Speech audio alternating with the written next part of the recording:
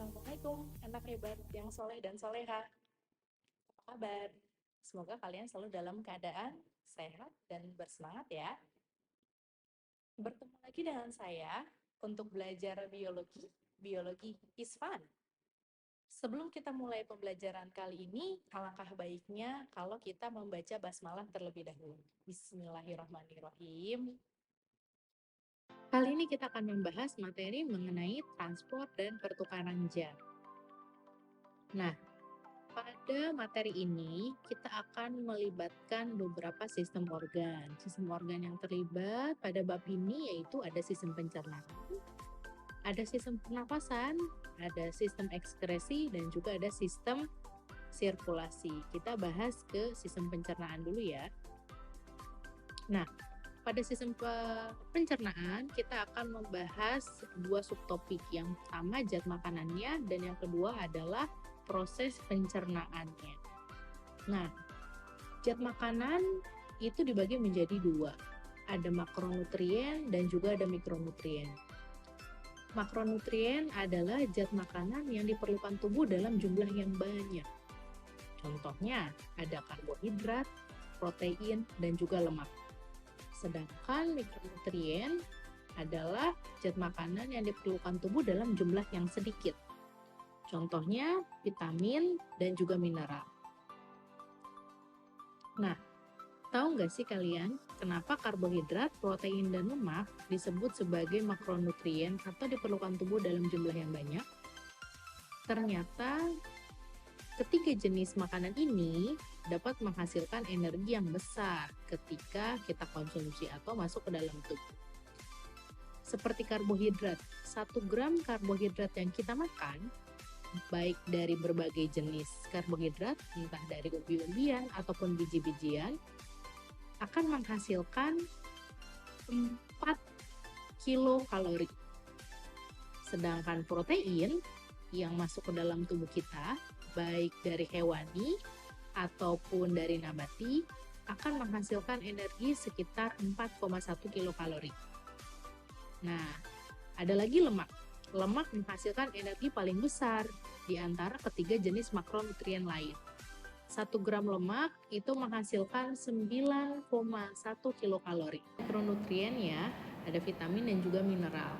Nah, apabila kita mengkonsumsi makanan yang jumlah mikronutriennya melebihi kapasitas tubuh atau kebutuhan tubuh, maka vitamin dan mineral yang berlebih tersebut akan dikeluarkan, baik melalui urin ataupun melalui keringat.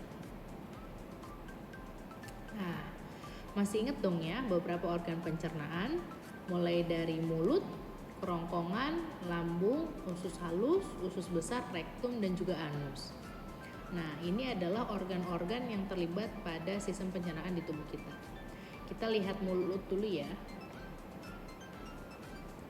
Nah, mulut merupakan organ pencernaan.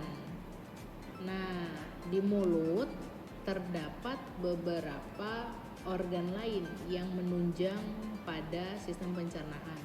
Ada gigi, lidah, dan juga ada kelenjar ludah atau saliva glands. Nah, kalian bisa lihat nih struktur dari mulut kita seperti ini.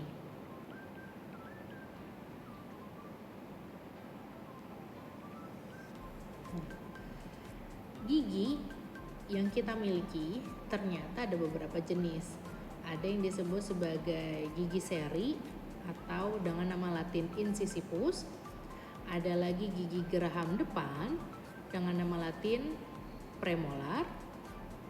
Ada gigi taring dengan nama latin caninus, dan juga ada gigi geraham belakang yang kita kenal dengan molar. Nah, jumlah gigi ataupun rumus gigi pada orang dewasa dan juga anak-anak berbeda. Kalau pada anak-anak belum tumbuh geraham belakang, sehingga jumlah giginya kurang lebih ada 20.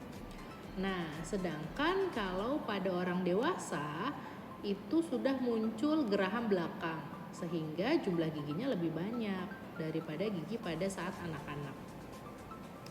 Kemudian tadi selain ada gigi, kita juga bahas yang namanya saliva glands atau kelenjar ludah. Jadi ludah ini termasuk ke dalam sekret yang diperlukan dalam proses pencernaan. Jadi ludah ini dapat membantu proses menelan dan juga proses enzimatis. Ada 3 jenis kelenjar ludah di dalam mulut kita. Kalau dia letaknya di bagian pipi sebelah dalam dekat dengan telinga, maka namanya adalah parotid glands.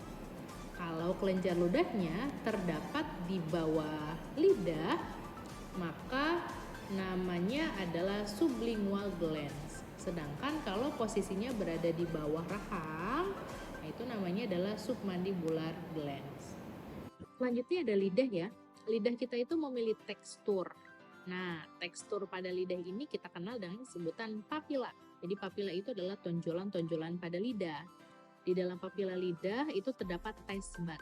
Taste bud itu berisi saraf-saraf yang akan menerima rangsangan berupa rasa dari setiap makanan yang kita makan. Bagaimana? Cukup menarik bukan pembelajaran kita kali ini? Sebelum kita akhiri pembelajaran kali ini, silahkan kalian isi form refleksi yang ada di bawah sini ya. See you next time, anak-anak hebat! Assalamualaikum warahmatullahi wabarakatuh.